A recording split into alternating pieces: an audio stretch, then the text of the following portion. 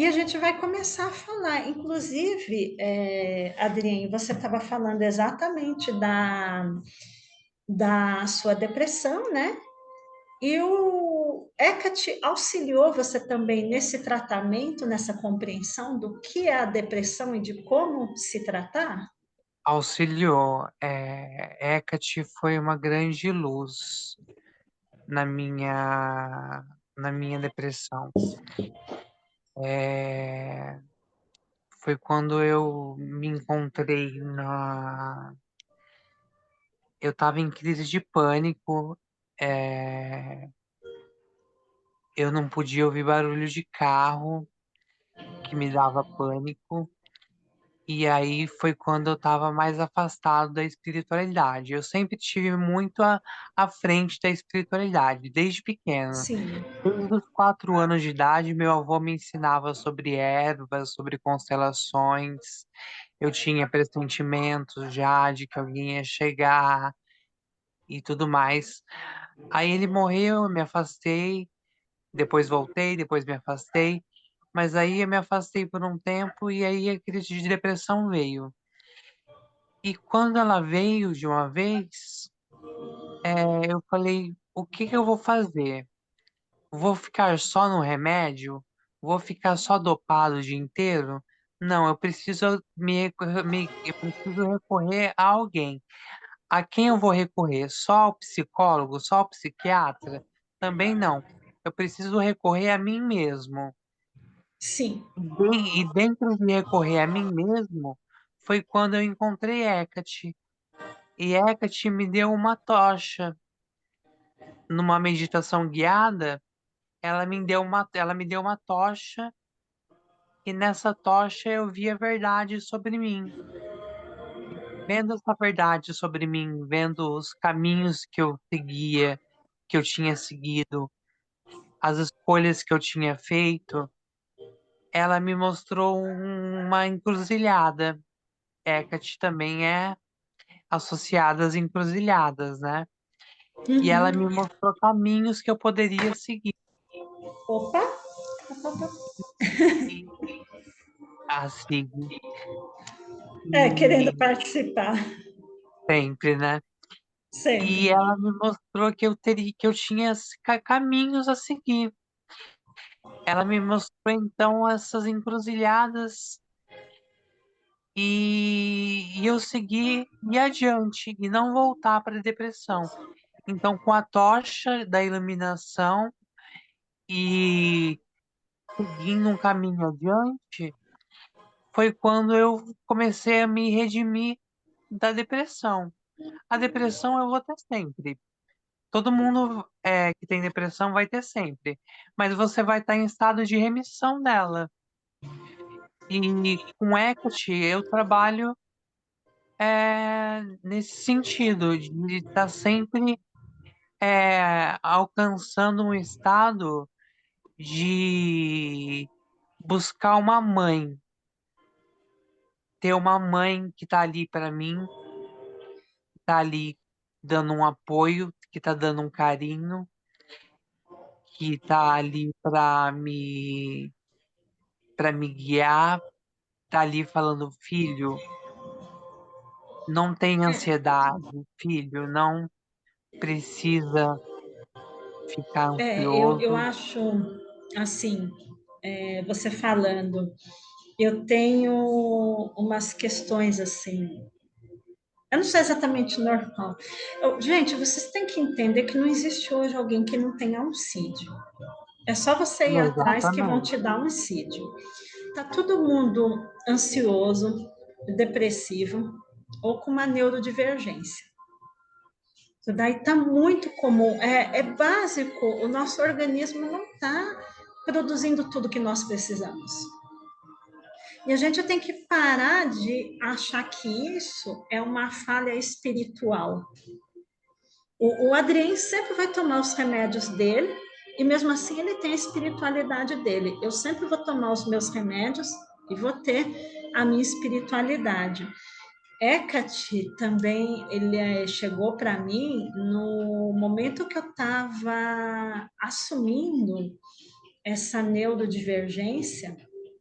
que eu demorei muito para compreender, assim, eu passei muitos anos assim, eu sou esquisita, assim, fica difícil de tentar resumir. Eu tenho uma barreira que eu não consigo demonstrar meus sentimentos e que a vida inteira eu fui acusada pelas pessoas de não ter sentimentos. A vida inteira.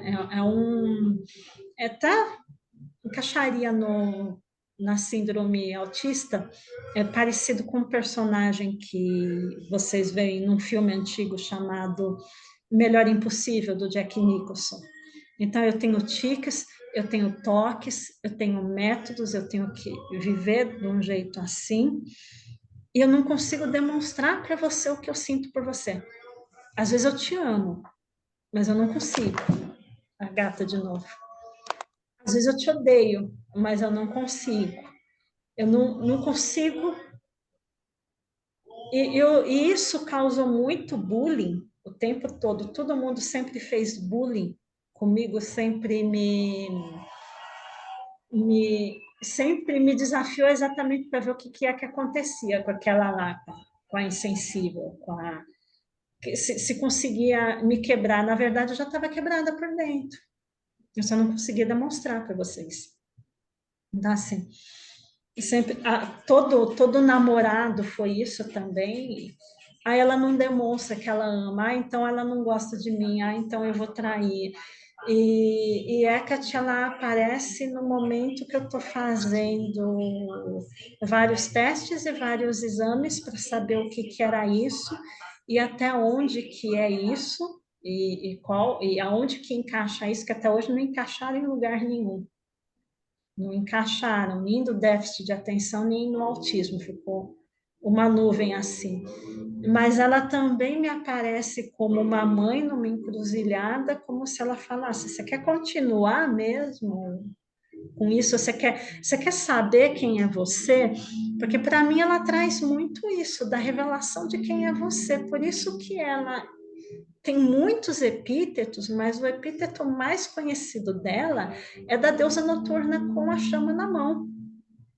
Porque o Exatamente. epíteto mais importante dela é a revelação que ela faz sobre você. E daí ela fica conhecida como uma mãe distante, mas eu não acho ela uma mãe distante, eu acho ela uma mãe próxima, porque quem é mãe de verdade olha para o filho e fala: filho, olha você mesmo, eu não preciso te explicar você.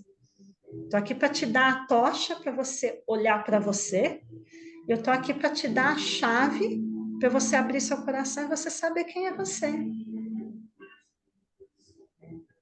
Você quer falar um pouquinho sobre a chave, Adriane? Qual que é a importância dessa chave no culto de Hecate?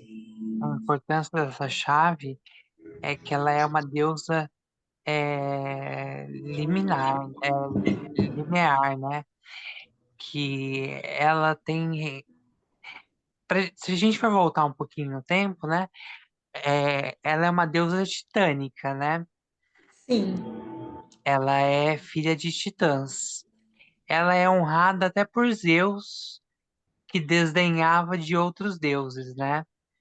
E por Zeus ela era honrada. Então, a chave dela representa que ela tem o domínio de entrar nos lugares aonde ela quer entrar. Então, ela tem o domínio de abrir as portas para emoções, abrir a porta para lugares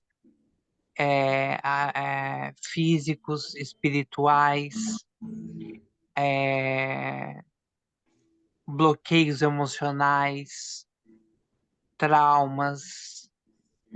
Ela tem esse poder, essa chave, com as chaves que ela carrega, de fazer você abrir ou fechar portas que não te pertencem mais, ou que vão te pertencer.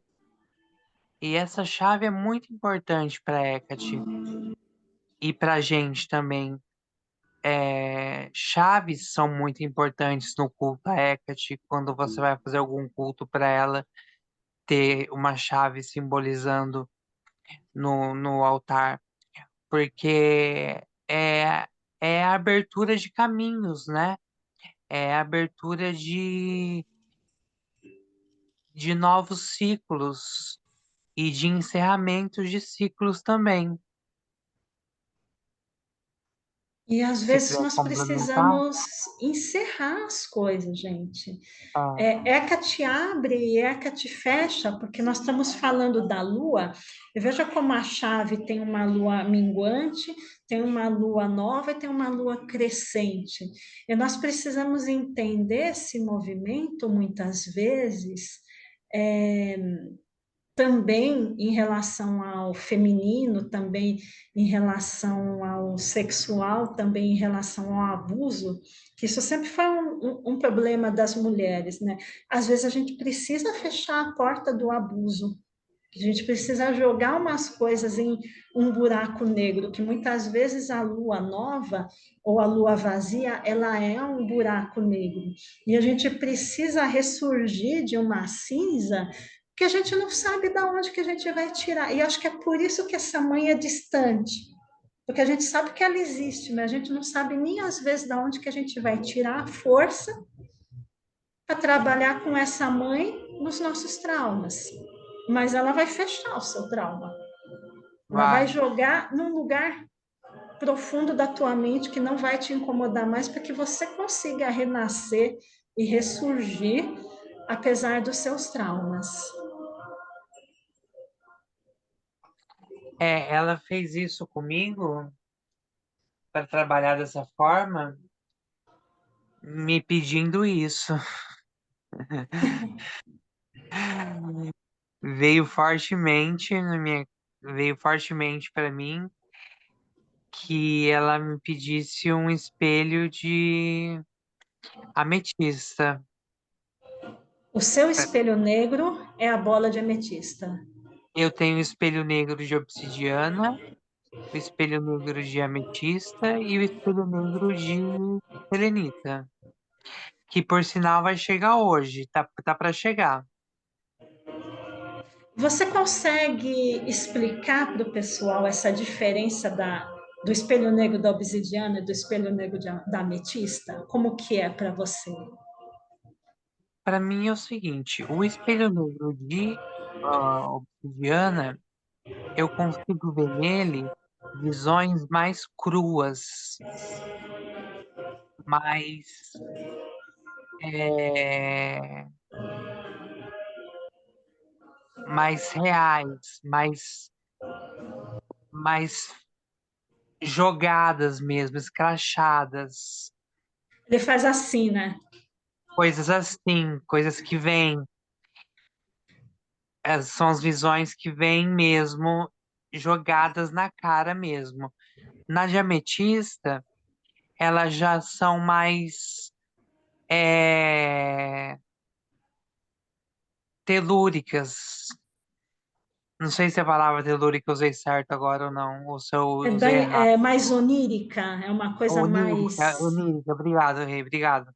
Mais onírica, são visões mais sutis, mais interpretativas, vem mais,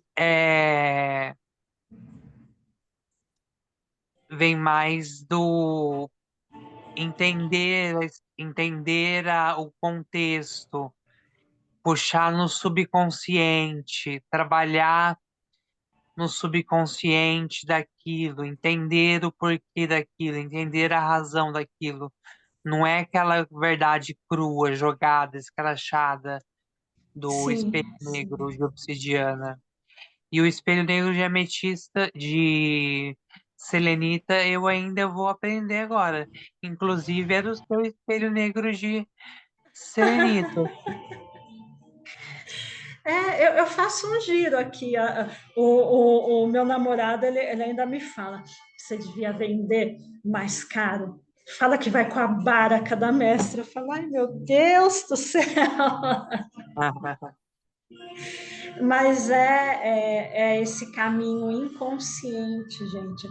Eu acho que talvez por isso que alguns deuses não são os deuses, são deuses velados, não são deuses diretos, né? Porque quando a gente fala sobre Zeus, sobre Hera, sobre Odin, sobre Friga, são deuses diretos. Daí vem Hecate, é uma deusa velada.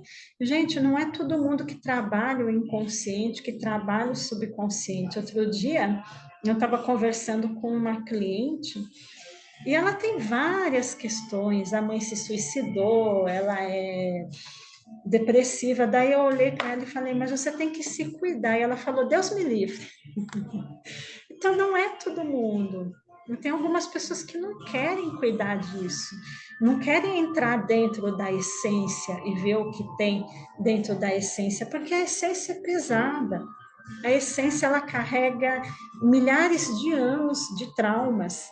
E é isso que a gente faz quando a gente é mago, esse negócio de transformar chumbo em ouro, não se refere a chumbo e não se refere a ouro.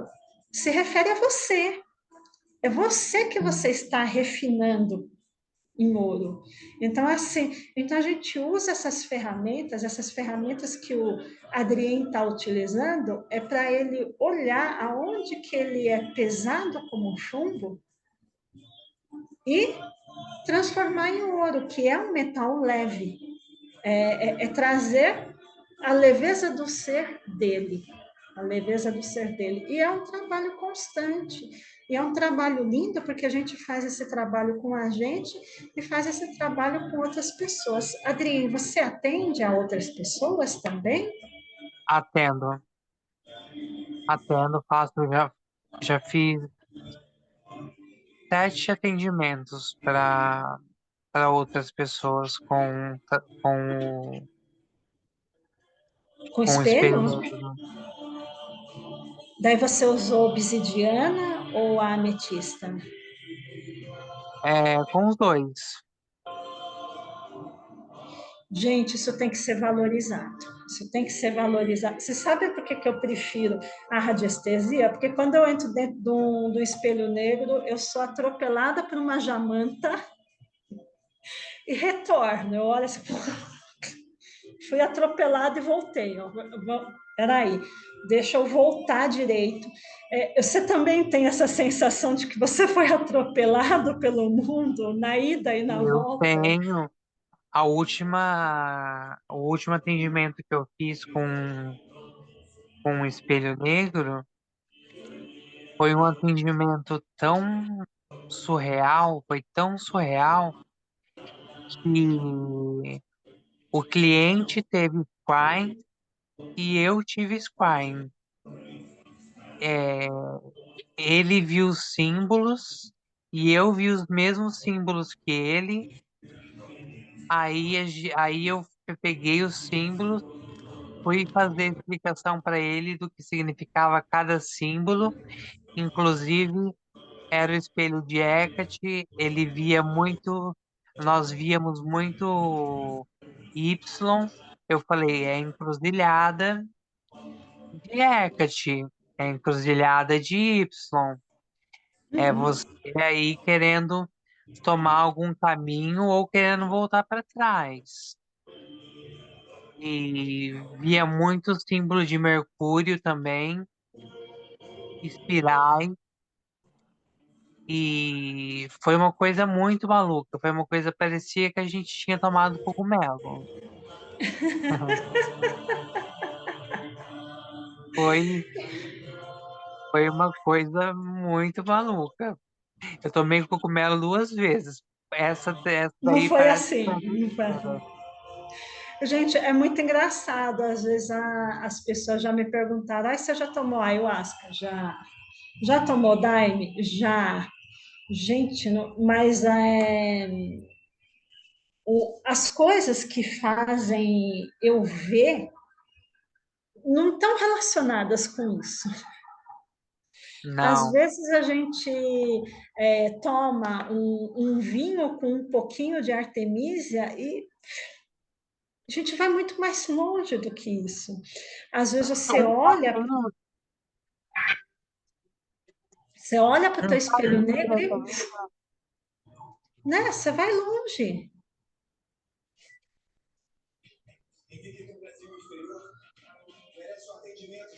Gente, meu mestre, ele me passou um exercício de pegar o espelho negro e colocar lá, na linda, na perseguida, na pepeca, para ver o que acontecia. E daí olhar para o espelho, gente, vocês não imaginam a história, o monstro. Eu olhei assim, eu falei, gente, essa quimera, é, como que um detalhe tão pequeno causa guerras e causa disfunções e causa perseguições e causa...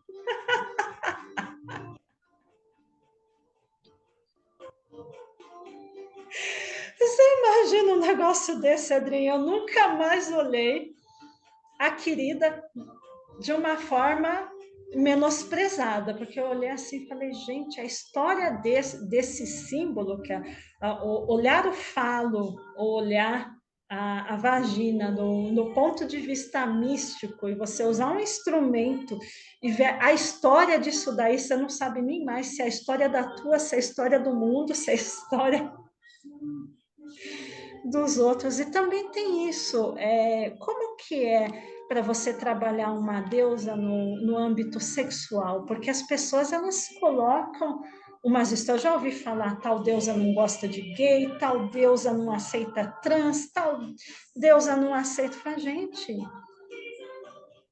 isso é nosso, isso não é deles. Isso não é deles. Eles têm uma aceitação infinita. As limitações são nossas. Como que é isso para você, querido? Como que é se revelar? Porque todos nós, como sacerdotes, nos revelamos sexualmente para os nossos deuses. Oi, só um minutinho que eu vou fechar a janela, que tá chovendo muito e tá abafando o som. Só Tá um bom. minutinho.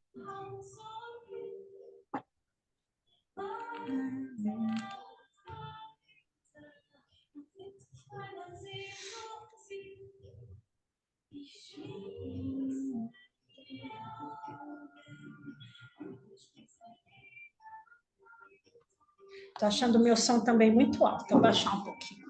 Meu santo.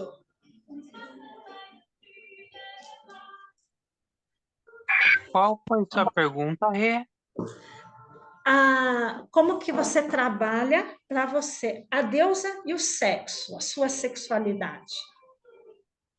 Então, lembra que eu tinha te falado que eu tinha, um tempo atrás, que eu tinha largado mão da minha sexualidade? Sim, eu te dei uma bronca enorme. Falei, ninguém faz isso. É, então, aí eu abri mão de ter aberto mão da sexualidade. Uhum. É, aí eu tô me amando mais, como se eu tivesse feito um adoçamento para mim mesmo. Ah, isso é É, maravilhoso. me amando mais, me curtindo mais. Mas eu sou um tipo de pessoa que, como eu poderia falar, eu sou como se eu fosse demissexual. Eu me atraio Uhum. por pessoas que eu, que eu, que eu tenha que ter uma ligação é, intelectual, profunda, mais do que física com a pessoa. E Uhum. isso, para mim, demora um pouquinho, porque as pessoas hoje são meio superficiais, né? Olha, assim é fácil ser casto. Não, porque quando você falou sobre isso, eu me assustei, porque na verdade, assim, mas eu entendo também nesse contexto também, que é o contexto Porque quando a gente se relaciona com pessoas que não conversam com a gente só perde energia. Mas Exatamente. é, e só perder é terrível só perder. A gente tem que dar a nossa energia, compartilhar a nossa energia com quem convém. Senão, não. Eu não quero trocar minha energia sexual com qualquer pessoa. Não compensa. Não compensa. Sinceramente, já foi muito boba. Eu fui dos anos 90, né? Madonna Não, eu e também já Cyndi fiz muito Lauper. isso. Então, gente, eu falo que eu não dei, eu distribuí. Antes que alguém chegue e fale, a Renata já foi uma menina muito dada. Eu não dava, eu distribuía.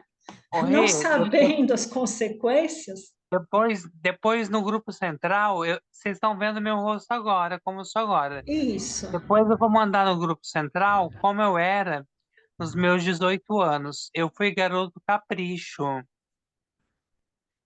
Uhum. Ah, eu lembro que tinha a revista Capricho, saía os meninos na capa. Vocês vão ver como eu era, como a depressão comigo. Vocês vão desacreditar quando me verem. Eu vou mandar no grupo central depois. Mas você convive com a depressão, você retornou para a sua cidade, você convive com a depressão mais severa há quanto tempo? Um diagnóstico mesmo? Há uns 6 anos.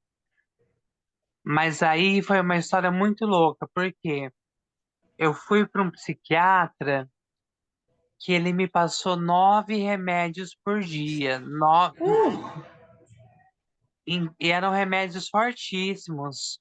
Era clonazepam, bromazepam, alprazolam, tudo assim por dia. E eu ficava totalmente dopado dia e noite, assim. E ele e ele tinha essa mania de dopar todo mundo. E até que aconteceu o quê? Que ele se suicidou com medicamento. gente, que loucura! Sim, aí troquei de psiquiatra que regulou minha medicação. é, Aí deu uma melhorada, mas aí teve algumas outras situações também. Eu tive 2 tentativas de suicídio. É, Falo isso abertamente porque se alguém um Sim. dia precisar falar sobre isso, pode contar comigo aí no grupo. E quem estiver assistindo a aula pode vir conversar comigo, porque eu sei conversar sobre isso hoje, de uma forma holística, de uma forma humanitária. Foi um momento que eu não estava bem, é, e hoje não passa mais pela minha cabeça nada disso. E foi Hecate que me resgatou. E você sabe outro momento que Hecate me resgatou, mas aí eu já não tenho certeza se foi Hecate ou se foi Bridget. Ou as minhas histórias, né? Eu tava fazendo um ritual e eu tava trabalhando com Hecate e com Bridget. E eu tava com um caldeirão com ervas pegando fogo num líquido flamejante. E eu tava com um sobretudo de lã preto. E eu fui elevar o caldeirão aos céus como forma de honrar, elevar o aroma aos céus. E nisso, o cachorro da casa de trás assustou e latiu e muito forte, e eu assustei. E eu derramei todo o líquido inflamante em mim. E Ai, foi, Foi tudo no cabelo, no rosto, no sobretudo. Eu só me joguei no chão para apagar o fogo. E aí alguma coisa dentro de mim falou: toma um banho. Tomei um banho. Eu falei: eu preciso ir pro hospital, porque meu cabelo estava queimado, minha sobrancelha estava queimada, minha testa estava queimada. Aí alguma coisa falou: dorme. Eu deitei, em menos de 5 minutos eu dormi. No outro dia eu fui pro hospital. O médico falou assim: você já tá com queimadura de segundo e terceiro grau. Vai demorar aí uns 6 meses para cicatrizar. Daí só uma E, intervenção divina para você ter dormido e com em queimadura de uma segundo e semana, terceiro em uma grau. semana, todos os meus cabelos tinham crescido, toda a minha sobrancelha tinha crescido, não tinha uma cicatriz em mim. Olha, você sabe que você falando assim, não tem como, gente, não tem como ele se queimar e algum ser falar, dorme, e ele dormir sem que esse ser tenha feito uma intervenção. É muita dor. Tem que ter tido ali um bálsamo divino, tem que ter tido ali uma intervenção, senão ele não conseguiria fazer isso. E isso também é um alerta para vocês, porque assim, eu vejo tanta gente falar do divino, daí quando passa na cabeça da pessoa, dorme, toma um banho, bebe uma água, a pessoa, ai não, eu tenho que trabalhar. Não, gente, obedece. Quando um ser maravilhoso olha para você e fala, faz isso, você obedece, você não questiona, você não fala, depois de dar mamadeira para o filho, depois de cuidar do cachorro. Não, você obedece. Porque ele está cuidando de tudo. E daí ele vai cuidar do que você deixou de fazer também, você obedece. Você obedece. Eu sofri um acidente que não tem um risco, não tem nenhum risco aqui nesse braço, que foi, eu fui apoiar o meu braço, assim, eu estava cansada, fui apoiar numa pia de banheiro. Essa pia era uma daquelas pias com coluna, só que estava sem coluna. A hora que eu apoiei, ela virou e veio aquela cerâmica e ia rasgar o meu rosto, eu fiz assim, e rasgou o Nossa, braço. E daí também era para ter uma cicatriz enorme aqui de cerâmica. Quem sabe, quem conhece sabe que cerâmica industrial também não cicatriza fácil. E na hora o pessoal vai para o hospital, vai para o hospital, vai para o hospital, vai para o hospital, também me falaram, dorme. Eu enrolei, desci, dormi. Depois no dia seguinte eu olhei o risco, eu falei, não precisa ir no médico, porque já não estava fundo, mas eu falei, nossa, essa cicatriz eu vou carregar para a vida inteira. Sumiu, sumiu. E vocês olham para o rosto do Adrien, vocês nunca imaginariam que ele sofreu uma queimadura. Não dá para perceber. Lógico, dá para perceber que é um rosto que nem ele falou, ele já foi modelo, já foi. Então, dá para perceber que que carrega a sua história, mas não carrega cicatrizes. E eu acho importante também você falar dessa parte das duas tentativas de suicídio. Gente, a gente julga demais. A gente julga demais. Uma vez veio uma menina me procurar para saber como que ela diminuía as marcas, porque ela tinha tentado cortar os pulsos. E ela foi procurar um espírita, e esse espírita falou que as marcas nunca iam sair, que ela ia carregar as marcas para ela saber o que é que ela tinha feito. Gente, a gente sabe o que a gente fez. A gente sabe, a gente carrega o que a gente fez no nosso coração. Se você é um terapeuta e você pode ajudar o outro a ter menos marcas e menos cicatrizes, você não fala nunca para a pessoa, você merece carregar isso. Não, eu não sei de onde que essas pessoas. De vez em quando eu estou olhando os cristãos e eu estou olhando assim, falando, gente, não dá não. Não dá, não. Bondade está passando longe. A gente não tem que carregar todas as marcas. Por isso que às vezes eu falo, Hecate é uma mãe distante, mas não é uma mãe distante. Porque ela me ensinou Não. a cuidar de quem tem uma cicatriz, cuidar de uma mulher que sofreu um aborto, cuidar de todo mundo.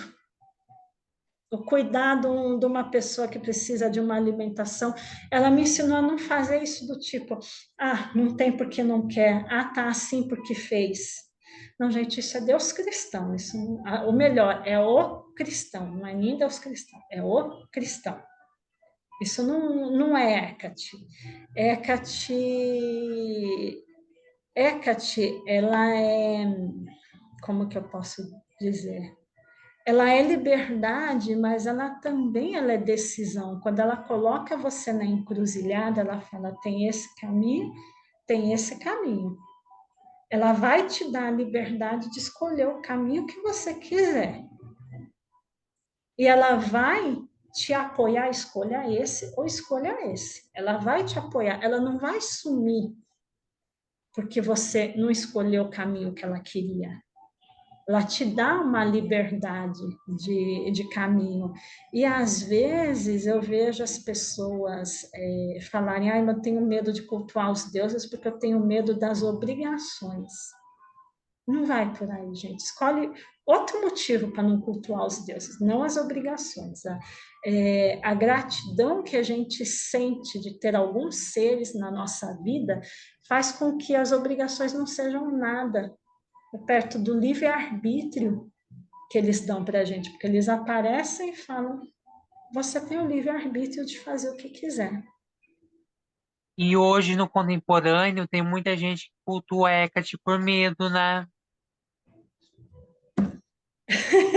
Eu não sei nem o que falar sobre isso, mas é. Gente, eu Nem fico eu. ouvindo assim: Hecate vai te Eu, pegar. Hecate não é bicho-papão, gente. eu Hecate não vejo vai te isso, pegar. eu vejo isso, eu fico, meu Deus, como que cultua Hecate por medo? Ah, é por isso que Nem eu te vamos falei. tentar, Porque nem vamos eu vejo. tentar esse assunto. Gente, eu vejo no TikTok, assim, outro dia eu vi assim, ai, porque as mulheres, as sacerdotisas de Hecate com seu cabelo ruivo, esvoaçante, eu olhei assim e falei, hã? Que Daí de vez em ruim, quando eu vejo bastante. assim, daí eu vejo assim, é porque homem não pode cultuar Hecate, porque Hecate é uma deusa mãe, eu olho assim e falo, o quê? Ah, Imagina, porque se você vê Hecate os papiros, mandou.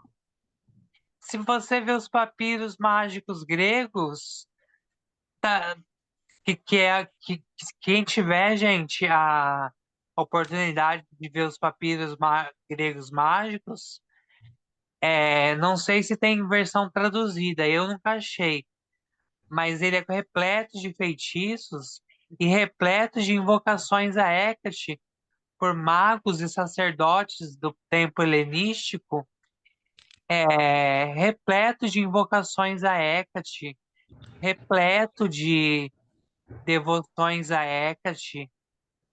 E eram homens também, não só mulheres. Então não é exclusividade de mulher cultuar Hecate. Homens podem cultuar Hecate e devem cultuar Hecate. Todo mundo deveria cultuar Hecate. Meu querido, você leu esses papiros em inglês? Eu li em inglês. Ó, gente, não tem desculpa. Hoje em dia você pega aqui Google Tradutor, faz assim, ó, no livrinho. E vai lendo. E vai lendo. Exatamente. Eu tenho uma preguiça enorme com inglês, mas não tem problema. Eu Eu escaneio também. a página, ponho ali Google Tradutor, vai sair Eu, meia eu, dúzia de eu erros, não mas gosto de inglês. Eu não gosto muito da língua inglesa. Mas eu pego o tradutor e vou lendo. Sim, o que é interessante para a gente é necessário, gente, é necessário. Pega, põe um Google Tradutor e vai, leia. Baixe em inglês, baixe em espanhol, bote no celular, vai de Google Tradutor e vai lendo. Não tem mais essa desculpa, eu não consigo acesso porque é em inglês, eu não consigo acesso porque está em francês. Você consegue, se você Ah, quiser o acesso. é só você É, pegar o celular, apontar o celular e ele traduz na hora para você. E esses papiros mágicos gregos são lindíssimos. Fala dos hinos oníricos, os hinos é, órficos, né? os hinos nórdicos. São hinos oníricos, porque são hinos órficos, porque são para Orfeus, que a gente conhece como Sandman. Quem quiser ver a série do Alan Moore, tem gente que fala, ai, Renata, você vai passar essa referência? Melhor alguma referência do que referência nenhuma. Com certeza. Meu querido, como que você cultua a sua querida mãe? O que que você vai fazer amanhã para ela? Conta para gente um pouquinho de como que é esse culto. Olha, amanhã eu vou limpar a casa. Eu vou. Primeiro eu vou acordar, vou fazer uma meditaçãozinha, aí vou defumar a casa inteira, bem helênico, né? Você Defumar a vai usar casa o quê toda. para Eu vou fazer, defumar? eu vou cipreste, cipreste. Cipreste? Eu vou usar sálvia branca. Eu vou usar cipreste. E um pouquinho de arruda, talvez. E eu vou limpar a casa toda, deixar a poeira num canto. É, depois eu vou colocar essas poeiras aos pés Aos pés do do, altar? do altar de Hecate, pedindo para ela limpar, para ela tirar tudo de ruim daqui da minha casa, da minha vida. Faço uma lista também de tudo que eu quero queimar da minha vida, tudo que eu quero que seja queimado, tudo que eu quero que seja encerrado e tudo que eu quero que seja iniciado também. E depois à noite eu faço uma pequena ceia, oferecendo para ela o de sempre, é o básico que se oferece a Hecate: alhos, ovos, cebola, mel, vinho.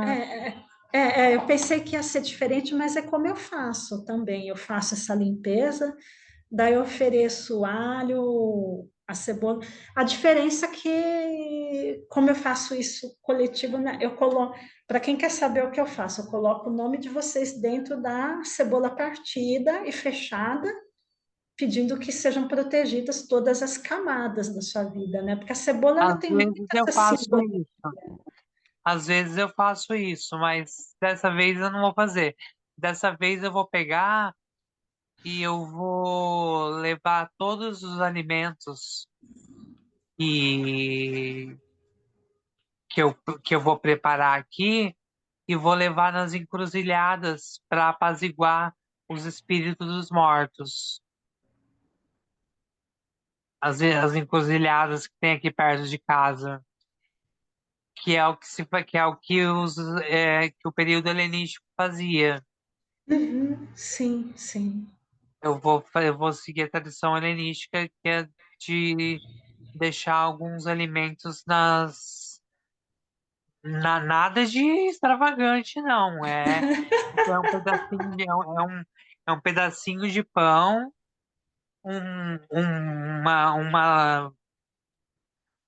um pedacinho de banana em cada encruzilhada, assim, para apaziguar os espíritos, pedindo proteção para casa, para o lar e para todos aqueles que eu coloco na minha lista. Inclusive, você está na lista, o pessoal que está participando do Dayton tá na lista também. Isso.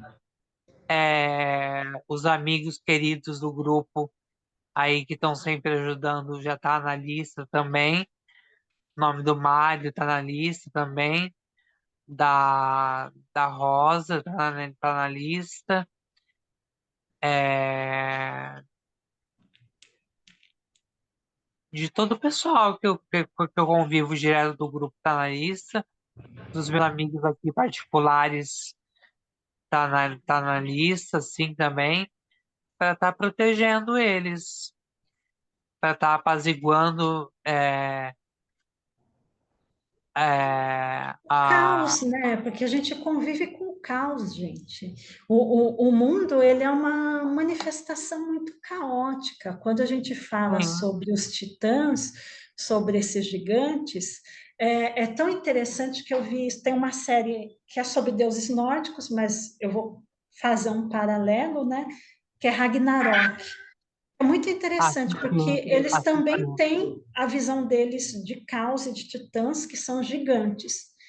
Só que daí eles trazem uma outra visão, porque o que vão ser os gigantes? Vai ser a indústria, vai ser a poluição, e nós deixamos de ter titãs, que são o maremoto, o terremoto, o tsunami, e nós passamos a ter titãs que são a pobreza, que é a política, que é o caos social, que é a poluição, que é a falta de alimento. Por isso que eu transformei o meu banquete em distribuição, porque eu me sinto assim, combatendo um pouco o caos.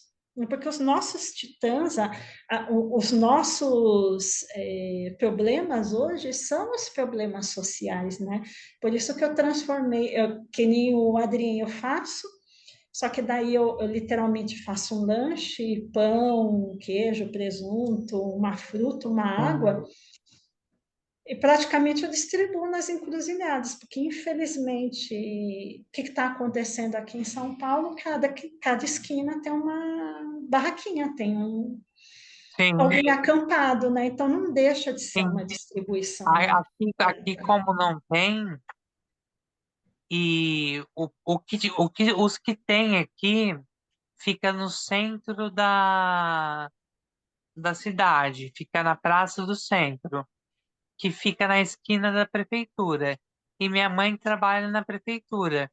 Então, todo dia ela já leva pão para eles comerem, para os que ficam lá. Olha que bênção. Então, ela já leva para eles. Então, eu vou levar então desse jantarzinho que eu vou fazer, que eu mesmo vou assar o pão, assim, é, eu vou pegar os pedacinhos de pão e vou colocando nas encruzilhadas. Nisso também eu já faço um outro tipo de ritual, que é o de caminhada noturna, que se faz para Hecate também, que é também ligado ao período helenístico, que você faz a caminhada noturna é, levando o alimento e dando a quem precisa. E no caso aqui, como não sei quem precisa, se eu souber quem precisa, é lógico que eu vou ajudar com um pacote de Sim, arroz, com um feijão, alguma coisa, mas como não sei, então eu vou apaziguar os mortos sim. com os pães, com uma uva, com uma Trabalhar o caos, banana. né?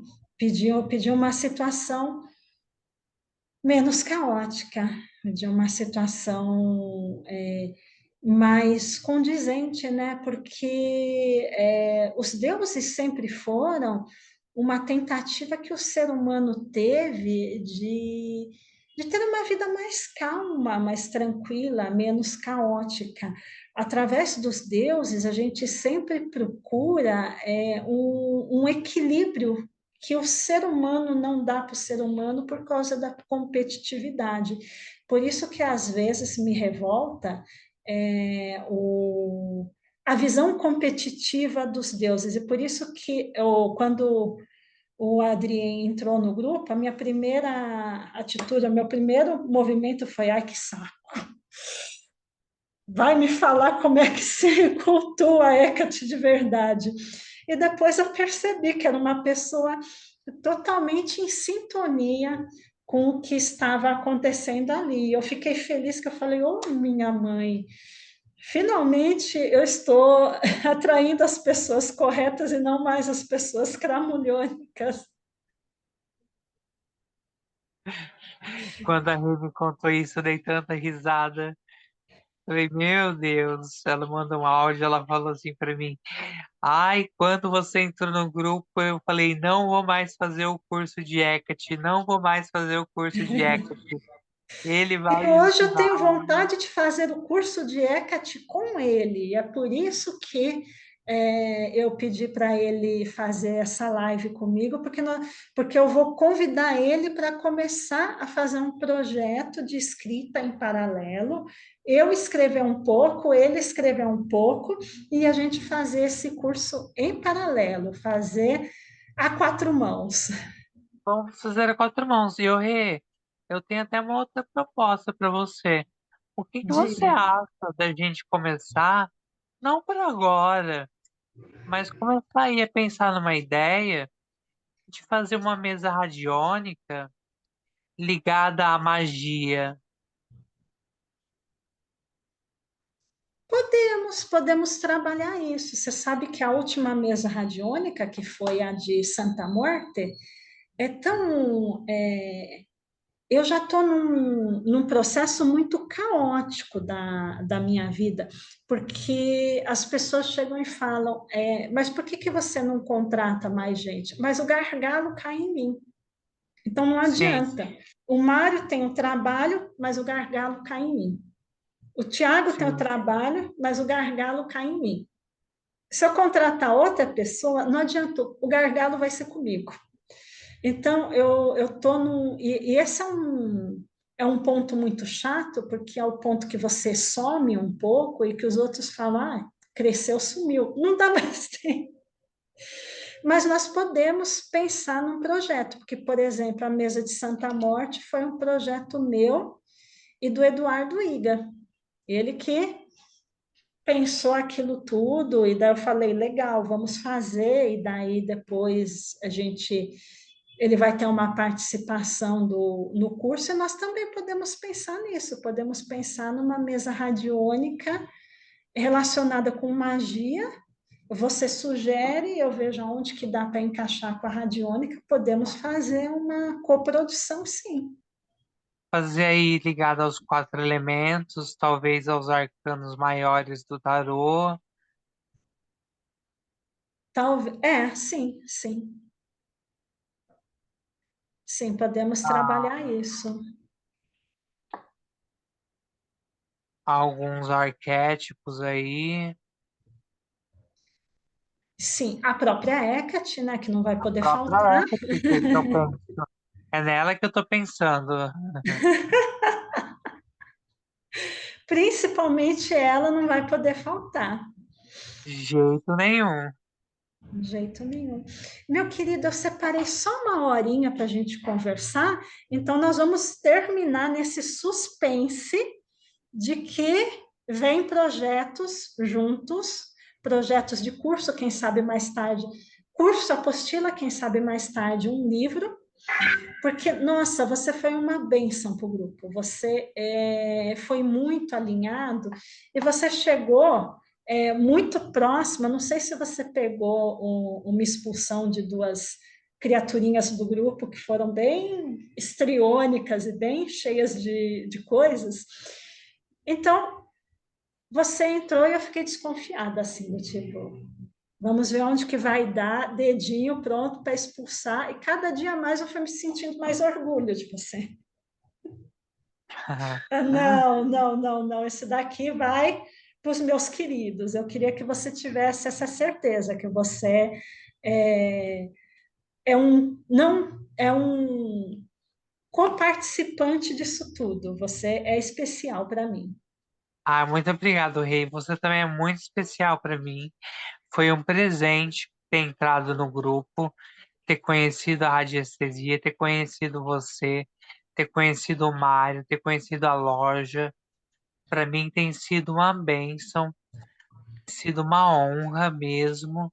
E eu só tenho a agradecer e conhecer todo esse pessoal lindo aí que está participando da aula, que vai ver a aula depois. Eu só tenho a deixar o meu gratidão para todos vocês, gente, porque é uma honra conhecer vocês.